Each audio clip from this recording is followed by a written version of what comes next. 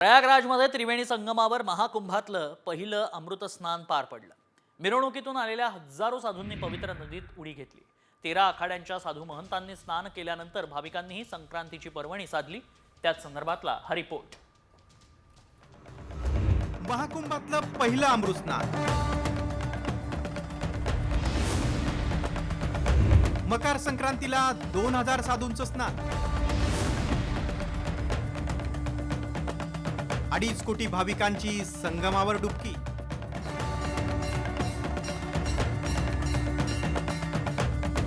महाकुंभ मेळ्यातलं पहिलं अमृत स्नान हर हर महादेव अशा जयघोषात पार पडलं। हातात तलवार, त्रिशूल, डमरू आणि अंगावर राख फासलेले नागा साधू संगमावर पोहोचले। हत्ती, उंट, रथावरून काही साधू घाटावर आले। या साधूंच्या दर्शनासाठी लाखो भाविकांनी संगमावर गर्दी केली। सर्वात आधी पंचायती निर्वाणी आखाड्याचे साधू स्नानासाठी बाहेर पडले। सकाळी 5:15 वाजता त्यांनी शिबिर सोडलं आणि 6:15 वाजता घाटावर पोहोचले। त्यानंतर 13 आखाड्यांचे साधू एक एक करून स्नानासाठी बाहेर पडले। सर्व आखाड्यांना अमृत स्नानासाठी 30 ते 40 मिनिटांचा वेळ देण्यात आला। यावेळचा महाकुंभ केवळ भारतीय भाविकांसाठीच नाही तर परदेशी पर्यटक आणि भाविकांसाठीही आकर्षणाचा केंद्रबिंदू ठरला आहे। महाकुंभ ही एक दुर्मिळ घटना आहे जी 12 पूर्ण कुंभानंतर म्हणजेच 144 वर्षानंतर येते। म्हणूनच या कार्यक्रमाला महाकुंभ म्हणतात। हा फक्त प्रयागराजमध्ये आयोजित केला जातो जिथे गंगा, यमुना आणि सरस्वती नद्यांचा पवित्र संगम होतो। महाकुंभ मेळ्यात आता पुढील शाही स्नान आणि अमृत स्नान कधी होणार ते पाहूया।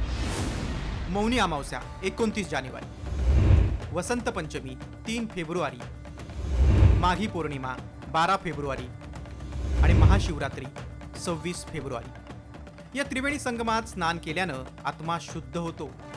26 फेब्रुवारीला महाकुंभ मेळ्याची सांगता होईल। या त्रिवेणी संगमात स्नान केल्यानं आत्मा शुद्ध होतो आणि पापांचं प्रायश्चित्त होतं असं मानलं जातं। सनातन धर्माच्या रक्षणासाठी शंकराचार्यांनी 8व्या शतकात आखाडा परंपरा सुरू केली। एकूण 13 आखाडे आहेत जे महाकुंभासाठी येतात आणि आपले तळ ठोकतात। स्नानाच्या महत्त्वाच्या तारखांना हे आखाडे हत्ती, घोडे आणि उंटासह भव्य मिरवणूक काढतात। त्यांच्याशी संबंधित संत, तपस्वी आणि नागासाधू 17 अलंकार परिधान करून संगम काठावर येतात आणि स्नान करतात, ज्याला अमृत, राजसी किंवा शाही स्नान देखील म्हणतात। आखाड्यात स्नान करूनच सामान्य लोक संगमात डुबकी